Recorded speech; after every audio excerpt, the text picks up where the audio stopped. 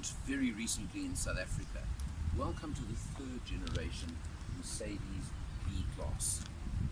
On the same platform as the A-Class, of course, but this is the larger version, grown up a little bit and giving you just more space, more room, a little bit bigger all round. This one's also got some AMG line treatment on it, so you can see a nice low lip spoiler at the front, these fins over here, your very nice LED headlights. Test car has got nice big 19-inch mags on it as well, lots of tire. You can see tiny bit of a body kit over here. Good sized vehicle. Open up to, with the driver's seat set for myself, you can see lots of space in the back as well for 2 to 3, and showing you right now the very interesting non-standard black and white leather effect over here combination. Really neat, really nice, but I don't know, practicality wise, up to you, but I kind of have to question, if there's kids around, whether the white upholstery is going to be the greatest idea in the world. But certainly it looks the part, it looks good. You come of course to your tailgate, which has auto opening, auto assisted opening, good sized boot. You've got the board, of course. You've got the rear seat that splits in 3 parts, which is a nice feature as well. No spare wheel on this car because of course they're running run flats, so you've got compressors and you've got all of those sort of things in the back over here to assist you in the event of a puncture. Often commented on those things too. Let's leave it there. There are 2 versions that be available right now, both petrol and diesel. This is the B200 petrol. 2 big, mean looking exhausts over there just to show you. The B200 is powered by a 1.4 litre petrol engine in this era of downsized turbos. Not unusual, but what is incredible is out of a little 1.4, you can get 120 kilowatts and 250 Newton meters of torque. Not exactly a slouch, I can tell you that much. Let's jump inside.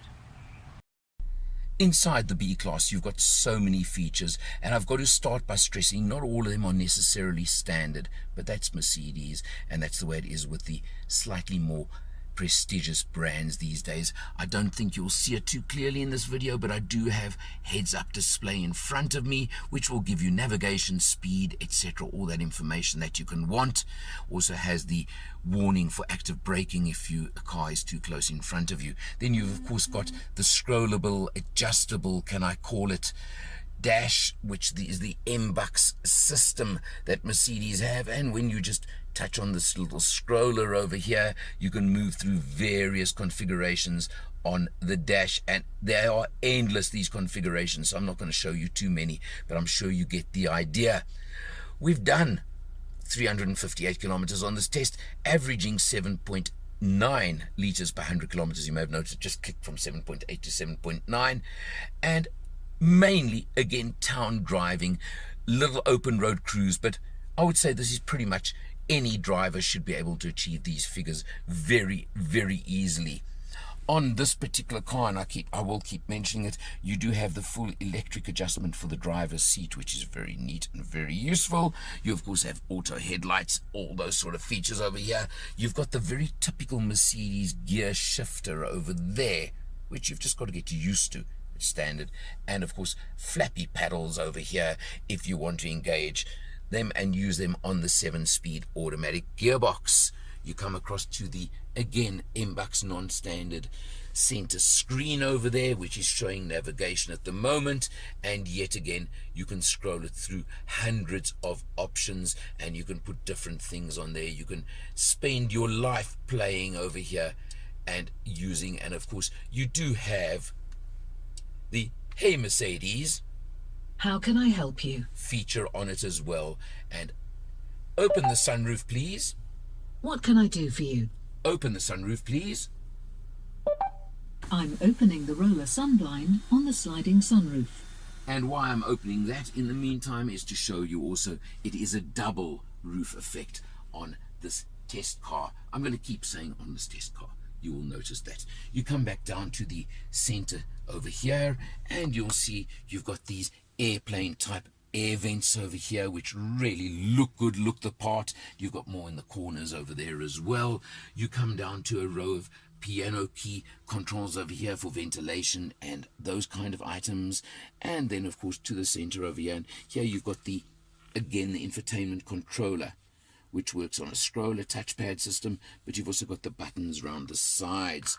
The one that really does count and does make a difference is that one over there where you can go into dynamic or sport mode. And of course, just hold your gear ratios a little bit longer, make a little bit more noise, and certainly ups the acceleration figure very, very slightly as well.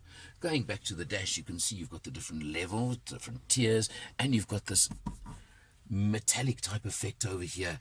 All looks classy, and I'm going to use the word classy. Also adding the classy type effect, the white trim on the doors, I mentioned the white trim on the seats. So you've got all of these things over here that in my book really do look very good. You do have, because it's the AMG line again, you've got the drilled aluminium pedals over there as well to make it look good and sporty and a lot of fun, I would say.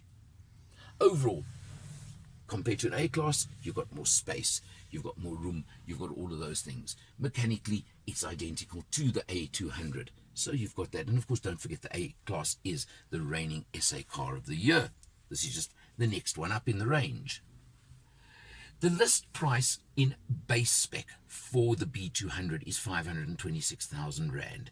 It does include a 5-year, 100,000 kilometer full maintenance plan. You can never forget that.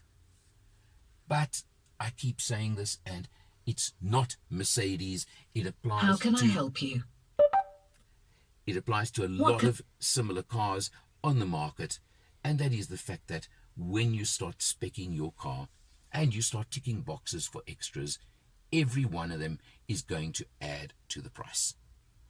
So just be careful and work out for yourself. What do you want? What do you need? And what is important in your life? Lane keep assist, for example, on this car, very effective, but I've got to say, almost too vicious in its action when you find you've drifted out of a lane or touched on a line on the side of the road. It works, but it's almost vicious in its action. I'm sure if I went into all the menus down through the screen over here, I could probably find a way of dialing the response and the reaction down a bit.